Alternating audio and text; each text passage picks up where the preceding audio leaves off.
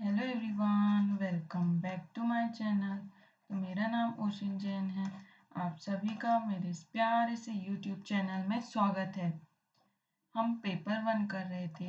Paper 1 में हमने unit 1 को स्टार्ट करी थी, टीचिंग एप्टीट्यूड। ठीक है, जो NTUGC नेट सेट JRF और असिस्टेंट प्रोफेसर में पूछी जाती है। मेनली जो सेट के एग्ज़ाम होते हैं, ठीक है, जैसे वेस्ट बंगाल का सेट होने वाला है, ठीक है, और भी MPPSC सेट, ठीक है। तो यहाँ इस सेट के एग्ज़ाम के लिए ये जो बेसिक क्वेश्चंस हैं, जून 2012 से जुलाई 2018 के क्वेश्चंस आप सॉल्व करोगे तो इजीली आपका सेट के एग्ज़ाम भी क्लियर हो जाएंगे। तो सारे के सारे PYQ विथ एक्सप्लेनेशन मैं समझा रही हूँ। तो पूरी की पूरी सीरीज़ को आपको फॉलो करना है, स्कोर शेयर करना है और होमवर्क क्वेश्चंस को सॉल्व करना है। ये दोनों आपको कमेंट सेक्शन में ज़रूर बताना है, ठीक है। ये पार्ट नंबर 3 है। मैंने ऑलरेडी 2 पार्ट इसके करा रखे हैं। जिसने भी नहीं देखा वो उसको ज़रूर से देखें। और DI की क्लासेस मैंने करवा रखी है, उससे भी आप बेसिक से एडवांस लेवल तक आप देख सकते हैं। आपको पता चल जाएगा कैसे सॉल्व करना है, ठीक है जी। आप मुझे टेलीग्राम में फॉलो कर सकते हैं, ठीक है। यूट्यूब, व्हाट्सएप और इंस्टाग्राम में भी मुझे फॉलो ज़रूर कर लेना। वहाँ पे मैं क्या शेयर करती हूँ, PDF क्लास की नोटिफिकेशन, क्विज, डाउट डिस्कशन और NTA की ऑफिशियल नोटिफिकेशन। तो ज़रूर से सब्सक्राइब कर लेना यूट्यूब, ज्वाइन कर लेना टेलीग्राम और व्हाट्सएप और इंस्टाग्राम में भी मुझे फॉलो कर लेना, ठीक है। चलिए अब हम जाते हैं होमवर्क क्वेश्चन की तरफ। क्वेश्चन नंबर 60, ये होमवर्क क्वेश्चन था। आई होप सभी ने कर लिया होगा। Effective teaching is a function of option A teachers satisfaction, option B teachers honesty and commitment, option C teachers making student learn and understand, option D teachers liking for professional excellence. Effective teaching कब होगी जब student समझेगा, उसको याद रखेगा, तभी effective teaching होगी। अब इसमें टीचर का क्या सेटिस्फेक्शन, उसकी ऑनेस्टी, कमिटमेंट, वो प्रोफेशनली एक्सीलेंस कर रहा है, लाइक कर रहा है कि नहीं कर रहा है, ये सब मैटर नहीं करता। इफेक्टिव टीचिंग का फंक्शन क्या है, जब टीचर और स्टूडेंट समझ जाए जो टीचर ने पढ़ाया। तो ऑप्शन सी क्या हो जाएगा, करेक्ट आंसर हो जाएगा। बहुत ही आसान था, ठीक है। Option C is the right answer.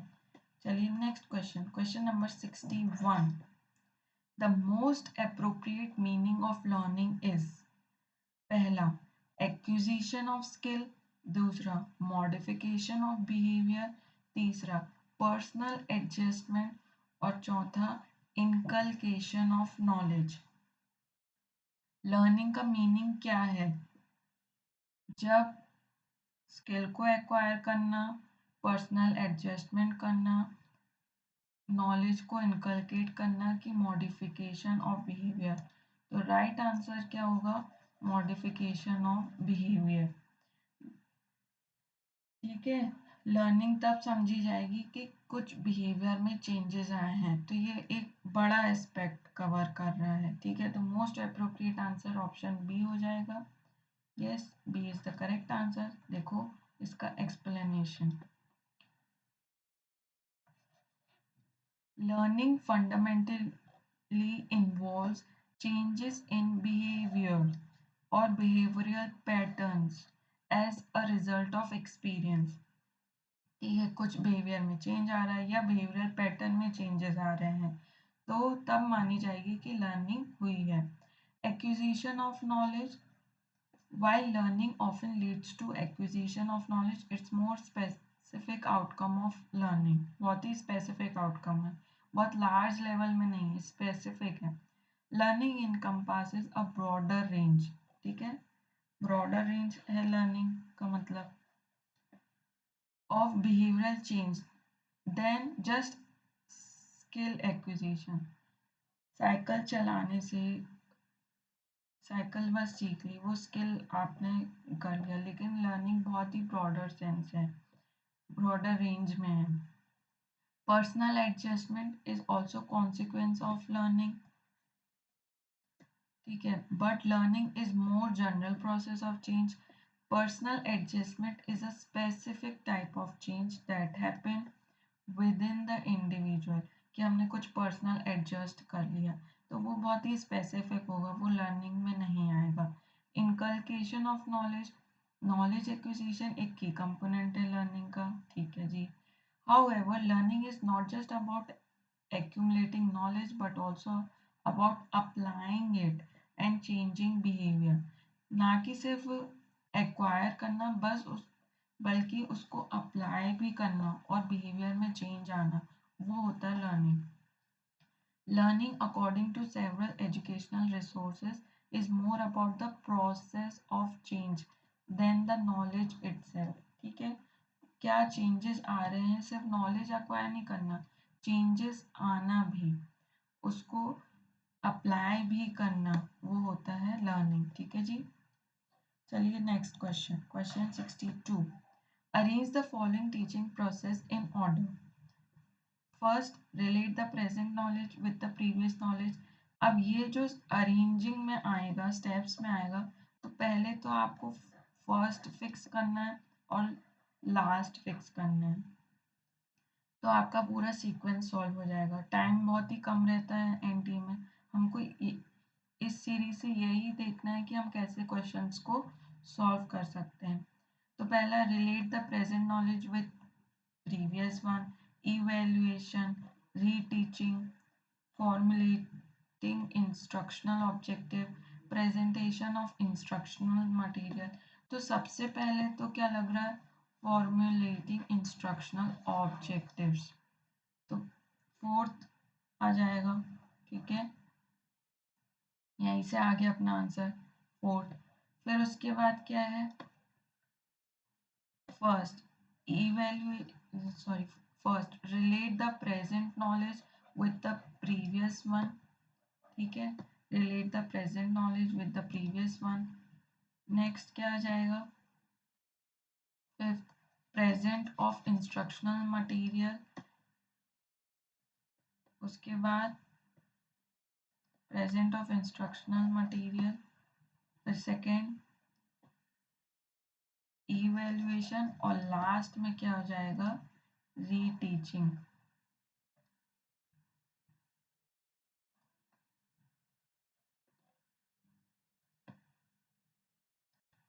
रीटीचिंग आ जाएगा लास्ट में, ठीक है। देखो यहाँ पे स्टेप्स लिख दिया मैंने। पहला क्या है, फॉर्मुलेशन इंस्ट्रक्शनल ऑब्जेक्टिव, क्या हम ऑब्जेक्टिव लेके चल रहे हैं। रिलेट करना present knowledge with the previous one, तो मैंने जैसे आपको दो पार्ट करवा दिए, जो ठीक है, उसकी इंफॉर्मेशन दे दी, तो रिलेट कर रही हूँ ना प्रेजेंट नॉलेज को प्रीवियस नॉलेज से, ठीक है। और आज का ऑब्जेक्टिव बता दिया कि आज हम 30 क्वेश्चंस और करेंगे, ये पार्ट नंबर 3 है। फिर थर्ड ऑप्शन क्या है, प्रेजेंट ऑफ इंस्ट्रक्शनल मटेरियल, साथ ही साथ मैं आपको ये ऐसे एक्स्ट्रा मटेरियल दे रही हूँ जिससे आपको समझ में भी आए। फिर टेस्ट ले रही हूँ, एक होमवर्क क्वेश्चन दे रही हूँ, फिर आया नहीं आया, फिर नेक्स्ट उसमें आपको रीटीच कर रही हूँ, ठीक है। तो ये क्या हो जाएगा, एक स्टेप हो जाएगा। चलिए next question, question 63। CIET stands for, ये CTET नहीं है, ये साइट है, CIET, ठीक है। इसका सही आंसर क्या होगा, central centre for integrated education and technology, central institute for engineering and technology, engineering तो नहीं आएगा, एजुकेशन, ठीक है, सेंटर, सेंटर है कि सेंट्रल है, central, central institute for education and technology, ठीक है, ये है इसका right answer, central institute for educational technology a constituent unit of NCERT है, एनसीईआरटी है, ठीक है, एक कॉन्स्टिट्यूएंट यूनिट है, came into existence in the year 1984 with the merger of Center for Education Technology CET and Department of Teaching Aids DTA. CIET is a premier national institute of education technology. इसका major M क्या है? To promote utilization of educational technology, ठीक है, कैसे हम educational technology को use कर सकते हैं, ठीक है, किसके through? Radio, TV, films, satellite communication, cyber media, इसके थ्रू हम सैटेलाइट को एजुकेशनल टेक्नोलॉजी को प्रॉपरली यूज कर सकते हैं, ठीक है, और ज़्यादा से ज़्यादा एजुकेशन प्रोवाइड कर सकते हैं। चलिए next question, question number 64, teachers roles at higher education क्या होगा? प्रोवाइड इंफॉर्मेशन टू स्टूडेंट, खाली इंफॉर्मेशन देना स्टूडेंट को, प्रमोट करना सेल्फ लर्निंग, वो खुद से पढ़ें स्टूडेंट, उसको प्रमोट करना, इंकरेज करना healthy competition among student, competition बढ़ा रहे स्टूडेंट्स के बीच में, उसको इंकरेज करना, help student to solve their problem, अपनी प्रॉब्लम्स को सॉल्व करें, उनके लिए हेल्प करना। तो राइट आंसर क्या होगा? प्रमोट सेल्फ लर्निंग इन स्टूडेंट, खुद से सेल्फ लर्निंग हो, सेल्फ सीखें, ठीक है, उसको ज़्यादा प्रमोट करना। कहाँ पे? टीचर का रोल कब होता है सेल्फ लर्निंग को कब प्रमोट करना? At higher education, higher level पे आप खुद तो उनको पढ़ाओगे नहीं, ठीक है, रिफ्लेक्टिव लेवल हो जाएगा, ये क्या हो जाएगा? Reflective level, understanding memory level तो नहीं होगा, रिफ्लेक्टिव लेवल हो जाएगा, जहाँ पे हम सेल्फ लर्निंग को क्या करेंगे? प्रमोट करेंगे, ठीक है। Promote self learning in students in higher education, promoting self learning एक क्रूशल एस्पेक्ट है टीचर्स रोल का। This involves creating an environment that encourages independent thinking, research, and the ability to explore the topics beyond the classroom. Teachers guide students in developing critical thinking skills and becoming lifelong learners, ठीक है। Critical thinking को क्या करना? Develop करवाना, ठीक है, जिससे वो रिसर्च पेपर जैसे खुद ही लिखना पड़ता है, कोई आपको करवाता नहीं है, तो आपको सब पढ़ना पड़ता है, तो वो सेल्फ लर्निंग को प्रमोट करते हैं, ठीक है जी। चलिए next question, question number 65, the verstehen school of understanding was popularised by German social scientist, American philosopher, British academician, Italian political analyst. ये होते हैं आउट ऑफ बॉक्स क्वेश्चन, तो अगर आप इसको देख के चक्कर खा जाएंगे तो वो तो गलत बात है। इसमें आपको आता होगा तो बनेगा, नहीं आता होगा तो कुछ भी करके आना है इसमें, ठीक है जी। देखते हैं इसका एक्सप्लेनेशन। द टर्म वर्स्टेहन एक जर्मन वर्ड है, ठीक है जी, मीनिंग इसकी क्या है? अंडरस्टैंडिंग, इंटरप्रेटिव अंडरस्टैंडिंग, ठीक है, समझना, and is strongly associated with the word German psychologist, sociologist Max Weber। और ये किससे एसोसिएटेड है? मैक्स वेबर से। Weber emphasized the importance of understanding the subjective meaning that individual attach to their action when studying social phenomena, ठीक है, समझना subjective meaning क्या है, जब इंडिविजुअल जो अटैच कर देते हैं अपने एक्शन को जब सोशल फिनोमिना में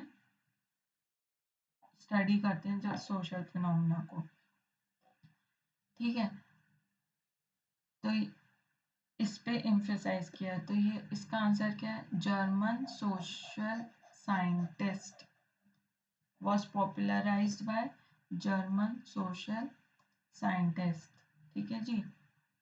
चलिए next question, question number 66। A good teacher must be, good teacher क्या होना चाहिए? Resourceful and autocratic, resourceful and participative, resourceful and authoritative, resourceful and dominant। आप वीडियो को पॉज करना, क्वेश्चन 66 का आंसर लिखना कमेंट सेक्शन में, ठीक है? तो गुड टीचर क्या होगा? ऑटोक्रेटिक होगा, पार्टिसिपेटिव, अथॉरिटेटिव की डोमिनेंट? गुड टीचर क्या होगा? पार्टिसिपेटिव होगा। बाकी ये एक जैसी दिखती हैं लेकिन एक जैसी है नहीं मीनिंग इन सब वर्ड्स की। डोमिनेंस इज अबाउट इन्फ्लुएंस, कोई आपको डोमिनेट कर रहा है, ठीक है, इन्फ्लुएंस कर रहा है। Authority is about the right to make decision, आपके पास राइट है कि आप डिसीजन ले सकते हैं। Autocracy is about building absolute power, use करना एब्सोल्यूट, आपके पास जो पावर है उसको अच्छे से यूज करना।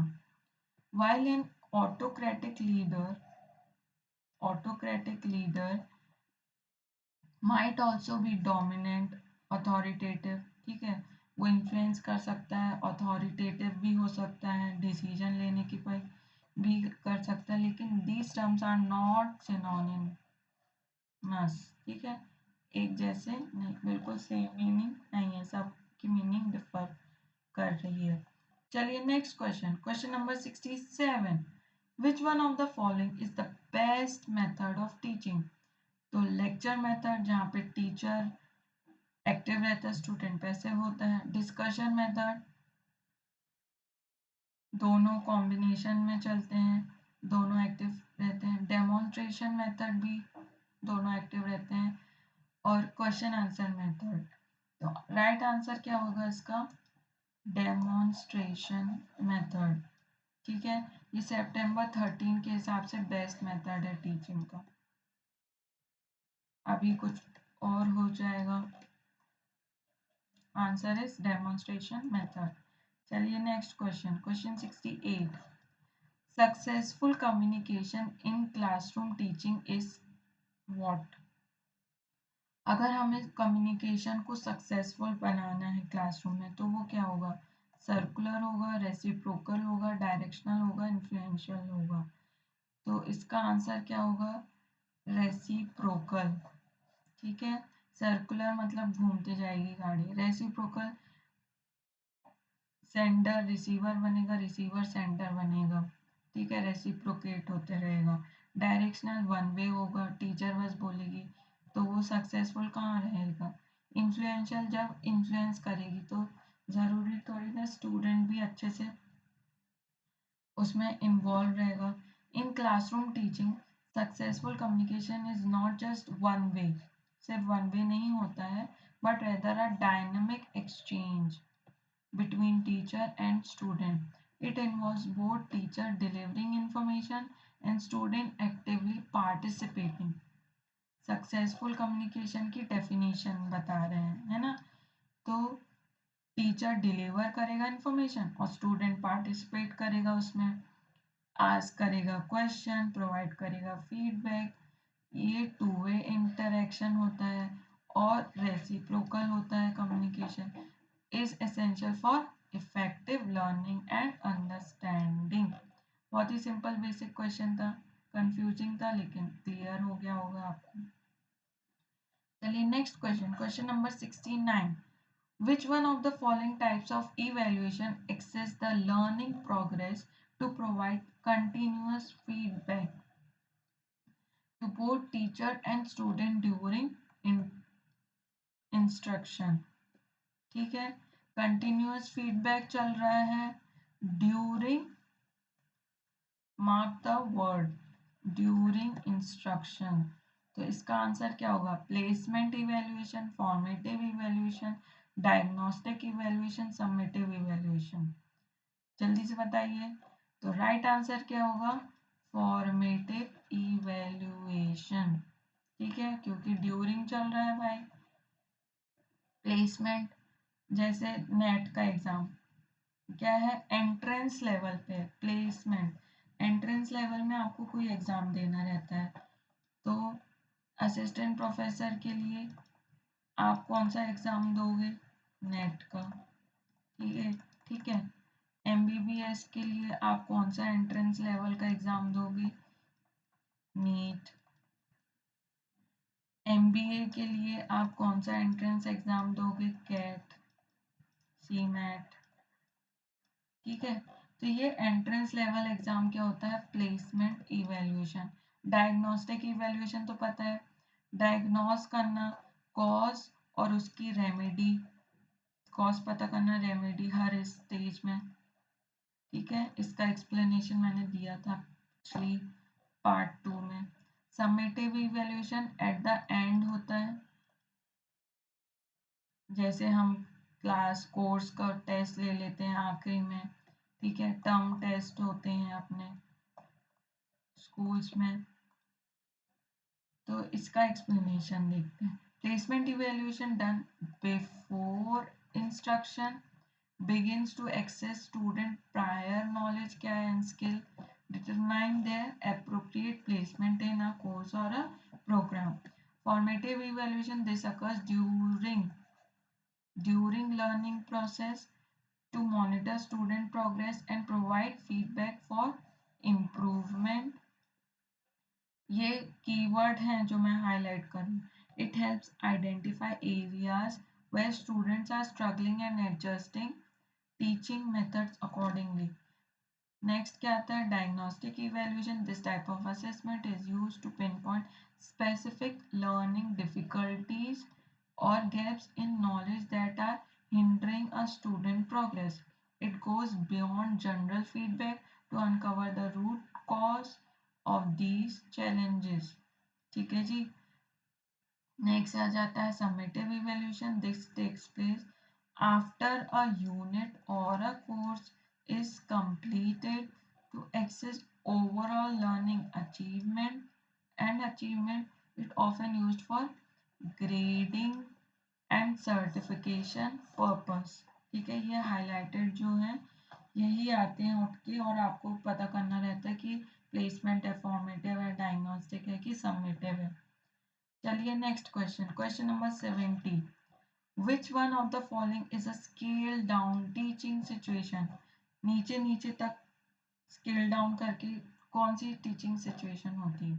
मैक्रो होती है, टीम टीचिंग होती है, कोऑपरेटिव होती है कि माइक्रो टीचिंग होती है? तो राइट आंसर क्या हो जाएगा? Micro teaching, scale down teaching होगी। मैक्रो तो जनरल लेवल की टीचिंग होगी। टीम टीचिंग में दो लोग मिलके काम करेंगे। कोऑपरेटिव टीचिंग में टीचर और स्टूडेंट मिलके काम करेंगे। लेकिन माइक्रो टीचिंग में एक स्पेसिफिक टॉपिक के ऊपर बात की जाएगी। तो देखो इसका ये, यस इट इज करेक्ट। चलिए इसका एक्सप्लेनेशन देख लेते हैं। Micro teaching is scale down teaching situation जहाँ पे teacher practices specific teaching skill. एक स्पेसिफिक टीचिंग स्किल पे टीचर क्या प्रैक्टिस करती है with a small group of students for a short duration, often in a simulated environment. This allow teachers to focus on owning specific skill before applying them in full scale classroom setting. जैसे pilot testing होती है ना, छोटे से scale में कि हमारा सारा मेजरमेंट अच्छे से बैठ रहा है कि नहीं बैठ रहा है, फिर बाद में हम हवा में उड़ाएंगे अपना जहाज, मतलब कि एरोप्लेन। वैसे ही ये माइक्रो टीचिंग होती है कि अपने स्पेसिफिक स्किल में काम करना है, या न्यू टेक्नोलॉजी आ गई तो उस पर काम करना है, फिर लार्ज लेवल पे हम क्या करेंगे? पढ़ाएंगे, ठीक है। तो वो होता है माइक्रो टीचिंग। मैक्रो टीचिंग क्या होती है? ट्रेडिशनल क्लासरूम टीचिंग होती है भाई, where a teacher instruct a large group of student. Traditional होती है, एक टीचर होती है, बहुत सारे बच्चे होते हैं। टीम टीचिंग क्या होती है? दिस इन्वॉल्व्स टू और मोर टीचर, दो या दो से ज़्यादा टीचर होते हैं जो कोलैबोरेट करते हैं और पढ़ाते हैं, to teach a group of student, ठीक है। कोऑपरेटिव टीचिंग क्या होती है? This refers to teachers that involves collaborate between teachers and student और अमंग स्टूडेंट। इन दोनों का कोलैबोरेशन बनता है तो वो हो जाता है cooperative teaching. this is clear to everybody. चलिए next question. Question number 71. Class stands for, class का full form क्या है? तो complete literacy studies in school, computer literate students in school, computer literacy and studies in school, center for literacy and studies in school. तो right answer क्या हो जाएगा इसका? Computer literacy and studies in school. Option C is the right answer. चलिए next question. Question 72.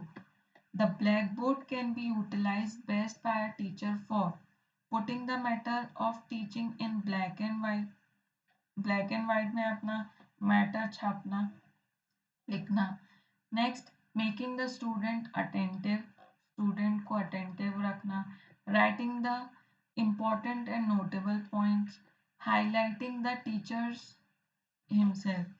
ये option मैंने जैसे ही read किया तो आपको पता चल गया होगा इसका आंसर क्या है. इसका आंसर है option C, writing the important and notable points. वही इंपॉर्टेंट पॉइंट्स लिखोगे ना जो ज़रूरत है, किसी को अट्रैक्ट करना, हाईलाइट करना टीचर्स को, ये सारे पॉइंट तो ऐसे ही extra points which is of no use. चलिए next question. Question 73. Nowadays the most effective mode of learning is, June 13 में पूछा गया है कि उस समय क्या था. Self study, face to face learning, e learning की ब्लेंडेड लर्निंग. तो इसका आंसर क्या हो जाएगा? Blended learning. ठीक है जी. ब्लेंडेड लर्निंग का मतलब क्या होता है? जब क्लासरूम लर्निंग, ठीक है, और ऑनलाइन लर्निंग को मर्ज कर देते हैं तो वो हो जाता है blended learning. Blended learning is seen as effective because it combines the benefits of both face-to-face and online learning. It offers flexibility, allowing students to learn at their own pace while still having direct interaction. This approach can increase communication, participation among student and instructor through the use of technology and collaborative tools. Blended learning can also provide personalized learning experience and access to a wider variety of resources. इन सब से आपको basic चीज समझनी है, ठीक है, क्या होती है ब्लेंडेड लर्निंग, तो इसका मैंने आपको शॉर्ट में बता दिया. चलिए next question. Question number 74. At the primary school stage, the most of the teachers should be women because they can teach children better than men, know basic content better than men, are available on lower salaries, can deal with the children with love and affection. तो इसमें most appropriate तो क्या हो जाएगा? D. लेकिन आजकल दोनों equal हैं, सब अच्छे से ही पढ़ा रहे हैं, समझ में आया? तो राइट ऑप्शन क्या हो गया? Option number D. चलिए next question. Question number 75. Which one is the highest order of learning? सबसे हाईएस्ट ऑर्डर ऑफ लर्निंग क्या है? Chain learning, problem solving learning, stimulus response learning, condition reflex learning. तो इसका right answer क्या हो जाएगा? Problem solving learning. ठीक है, ये गैगनेस वाला कॉन्सेप्ट है. 9 लेवल होते हैं हायरार्की ऑफ लर्निंग. ठीक है, याद रखना है ये, क्योंकि अभी भी पूछते हैं, ये क्वेश्चन इंपॉर्टेंट है. Option B is correct. तो सबसे पहले सिग्नल लर्निंग होगा, फिर स्टिमुलस रिस्पॉन्स लर्निंग, फिर चेन बनाएंगे, वर्बली एसोसिएट करेंगे, मल्टीपल डिस्क्रिमिनेशन होगा, कॉन्सेप्ट लर्निंग होगा, फिर रूल लर्निंग होगा, फिर उसके बाद प्रॉब्लम सॉल्व होगी. ठीक है, तो ये क्या है? कॉग्निटिव एस्पेक्ट है यहाँ तक, और ये है behavioural aspect. Gagne's hierarchy of learning, most important topic. चलिए next question. Question number 76. A person can enjoy teaching as a profession when he has control over student, command respect from student, is more qualified than his colleague, is very close to higher authority. तो right answer क्या होगा? Option number B, command respect from student. Respect अगर उसने कमा ली ना अपने बच्चों से तो फिर वो जीत गया। ठीक है, कंट्रोल नहीं करना स्टूडेंट को, अपने कलीग से कितना क्वालिफाई हो वो भी मैटर नहीं करता, कितनी हायर अथॉरिटी हो वो भी मैटर नहीं करता, लेकिन अगर आपने रिस्पेक्ट कमा ली तो वो ज़्यादा ही मैटर करेगा। ठीक है, तो राइट आंसर क्या होगा? Option number B is correct. चलिए next question, question number 77। A diagram speaks more than 1,000 words. This statement means that the teacher should use diagram in teaching, speak more and more in the class, use teaching aids in the class, not speak too much in the class. बहुत ही आसान question है, simple. Use teaching ads in the class मतलब सिर्फ एक picture लगा दो तो आप पूरी चीज समझ जाओगे, ना कि 1,000 वर्ड्स बोलने से अच्छा, है ना। तो वो होता है टीचिंग एड। जैसे कि अपन के स्कूल में, कॉलेजेस में टीचर्स यूज करती थी, ठीक है, कैलकुलेटर, बीकॉम एमकॉम में, बोर्ड्स, पेंटिंग और क्या, ग्लोब, ज्योग्राफी के पीरियड में, ठीक है, क्लॉक, टाइम एंड क्लॉक वाला लैब में। ठीक है, types of teaching aid, audio aids होता है, radio, gramophone, linguaphone, tape recorder. Visual aids में चार्ट्स बनाने कहती थी टीचर्स, ठीक है, pictures, models, maps, projector. Audio visual में टेलीविजन, ड्रामा, कोई ड्रामा सजेस्ट करती थी कि ये पिक्चर देखो, साउंड, मोशन पिक्चर्स, फिल्म्स। ठीक है, तो ये होते हैं teaching ads. A diagram speaks more than 1,000 word, 1,000 words बोलने से अच्छा एक डायग्राम बता दो, वो समझ जाएगा। चलिए नेक्स्ट क्वेश्चन, क्वेश्चन नंबर 78।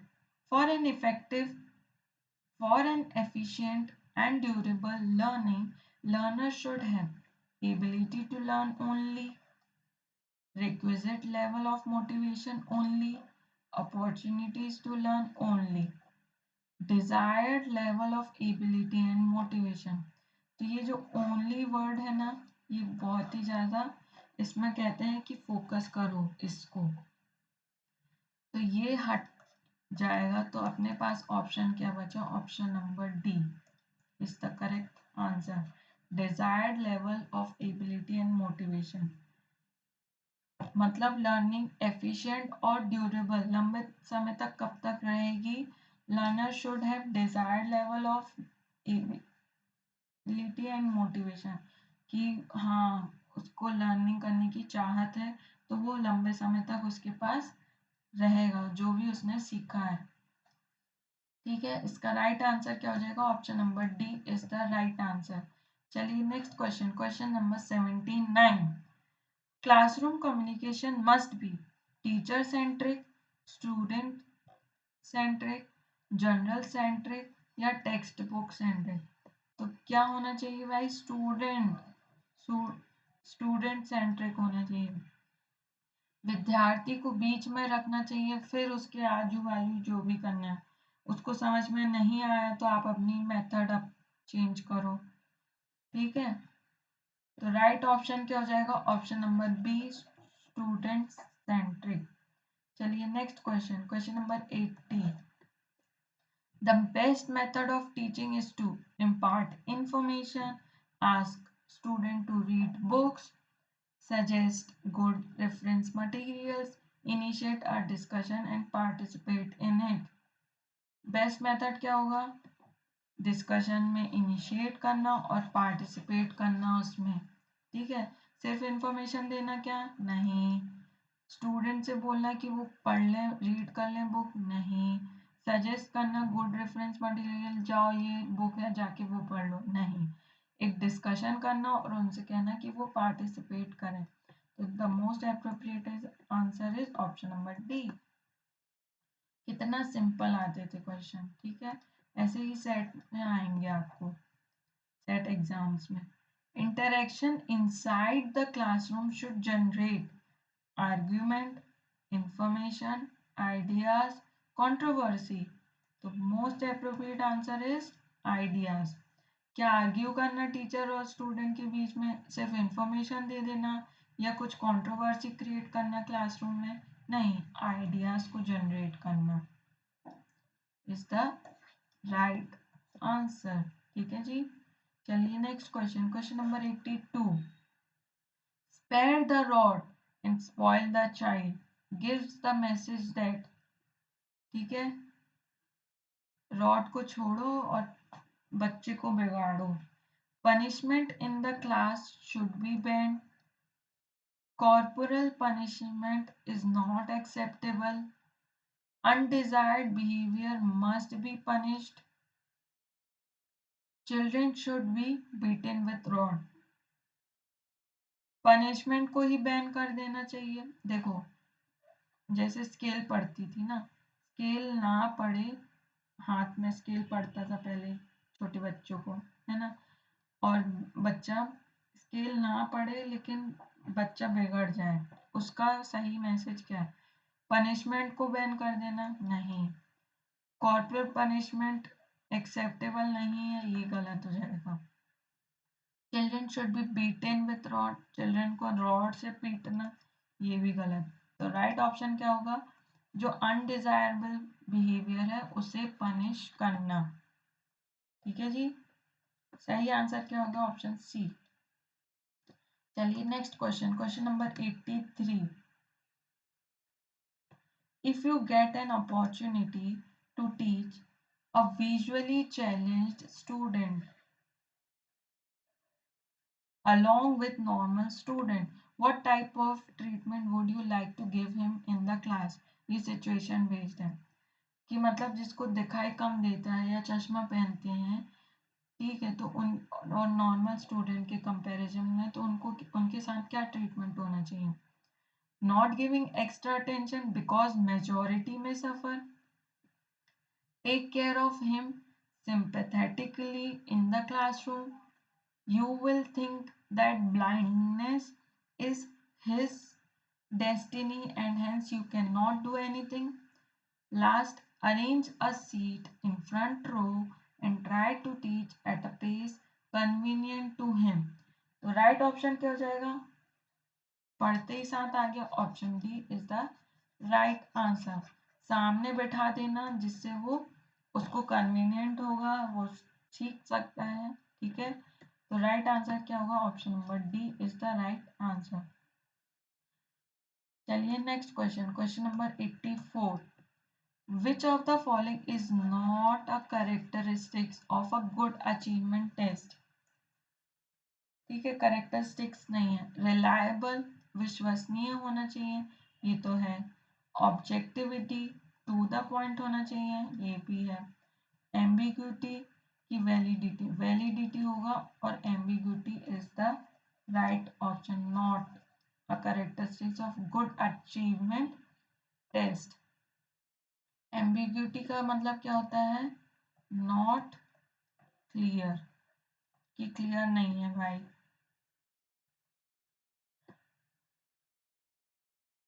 देखो वन वर्ड में, रिलायबल मतलब क्या होता है? विश्वसनीय। A reliable test provide consistent result when administered multiple times under similar condition. Consistency बताती है रिलायबिलिटी।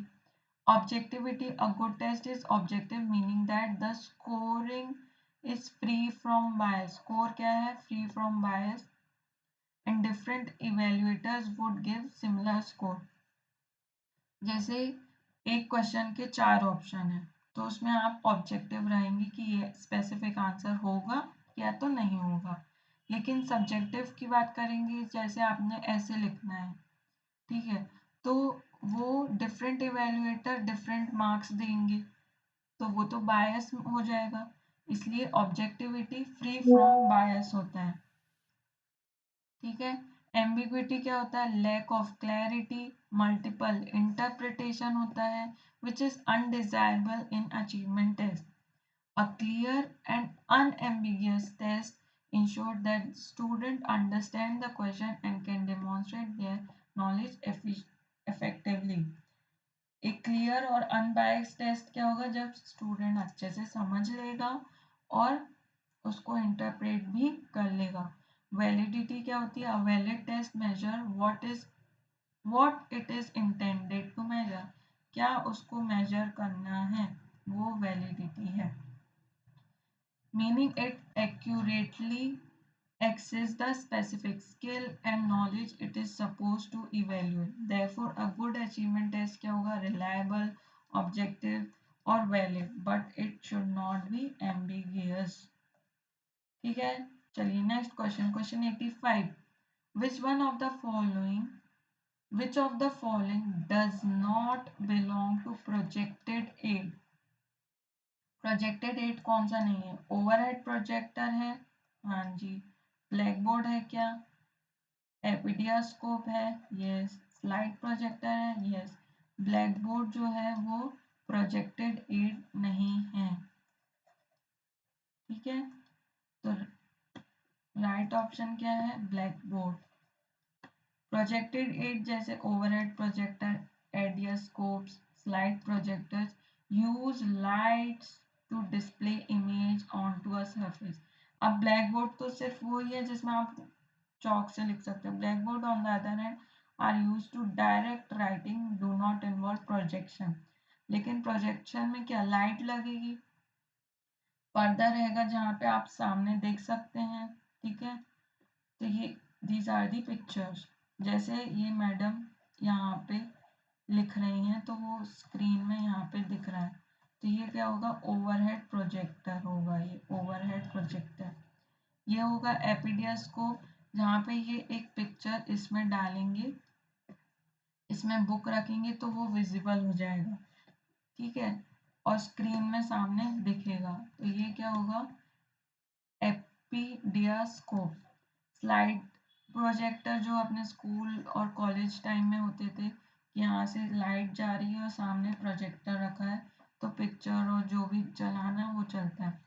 ब्लैक बोर्ड जहाँ पे टीचर्स अपना लिखते रहते हैं. ठीक है, तो इसमें ना लाइट की ज़रूरत होती है क्या, नहीं होती, तो ये हो जाएगा blackboard is the right answer, not a projected add.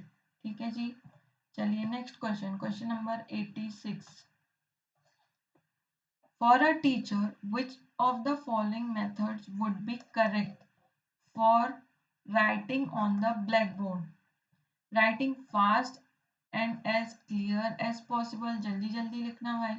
Writing the matter first and then asking student to read, पहले पूरा लिख लो फिर स्टूडेंट से कहो पढ़ लें आप. Asking a question to student and then writing the answer as stated by them. ठीक है, पहले स्टूडेंट से क्वेश्चन पूछो और आंसर लिखो जो वो कह रहे हैं. Writing the important point as clearly as possible, important point ही लिखना है भाई ब्लैक बोर्ड में. तो राइट ऑप्शन क्या हो जाएगा, option number D is the right answer. ठीक है, सेल्फ एक्सप्लेनेटरी है, क्वेश्चन रीड करते ही साथ आंसर होगा. 87, इतना आसान आता था, अभी नहीं आता है. लेकिन a teacher can be successful if he और she help student in becoming better citizens, impart subject knowledge to students, present the subject matter in a well organized manner, prepare student to pass the exam. Teacher successful कब माना जाएगा, जब उसके student एक अच्छे नागरिक बनेंगे, जब टीचर इम्पार्ट करेगा सब्जेक्ट नॉलेज स्टूडेंट को, जब टीचर सब्जेक्ट मैटर को वेल ऑर्गेनाइज्ड मैनर में देगा. ठीक है, प्रिपेयर करेगा स्टूडेंट को कि वो पास हो जाए एग्जाम में. तो राइट ऑप्शन क्या होगा भाई, सब्जेक्ट नॉलेज अच्छे से आपको स्टूडेंट को प्रोवाइड करना है, तभी आप क्या होगे, सक्सेसफुल माने जाओगे. तो राइट ऑप्शन क्या होगा, option number B is correct answer. चलिए this is the last question, question number 88. Dynamic approach to teaching means Teaching should be forceful and effective. Teachers should be energetic and dynamic. The topic of teaching should not be static but dynamic. The student should be required to learn through activities. क्या teaching को forceful होना चाहिए? नहीं. Teacher should be energetic होना चाहिए and dynamic? नहीं. Dynamic का मतलब क्या होता है? The topic of teaching should not be static but dynamic. The student should be required to learn through activity. तो राइट ऑप्शन क्या होगा? ऑप्शन सी. स्टैटिक नहीं होना चाहिए, डायनेमिक. डायनेमिक का मतलब चेंजिंग, चेंज करते जाना चाहिए. ठीक है जी. तो राइट ऑप्शन है ऑप्शन नंबर सी. तो यहीं पे अपना 88 क्वेश्चन खत्म होता है. That's all for today. कैसा लगा आपको वीडियो? टीचिंग एप्टीट्यूड के 88 क्वेश्चंस जो हैं जुलाई 2018 से जून 2012 तक के सारे क्वेश्चन हमने 3 पार्ट में कवर कर लिए हैं.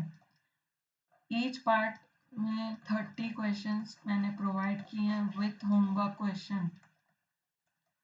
ठीक है, उसको आपको कमेंट सेक्शन में ज़रूर बताना है और जो भी आपको डाउट है वो भी आप कमेंट में कर सकते हैं. प्लस आपको स्कोर शेयर करने हैं कि कितने स्कोर हो रहे हैं. ठीक है, ये इतना सा आसान था कि पूरी की पूरी अपनी सीरीज 3 पार्ट में हो गई. बहुत ज़्यादा टाइम नहीं लगेगा. आप स्पीड में देख सकते हैं और पूरी की पूरी वीडियो देख सकते हैं. कैसी लगी वीडियो कमेंट सेक्शन में ज़रूर बताना. ठीक है, लाइक करो, दोस्तों के साथ शेयर करो. पसंद आ रहा है तो प्लीज़ शेयर करिए. सब्सक्राइब करो, अभी भी सब्सक्राइब नहीं किया है. Thanks for watching and listening to me. Meet you in the next video. Till then, take care. Bye bye everybody.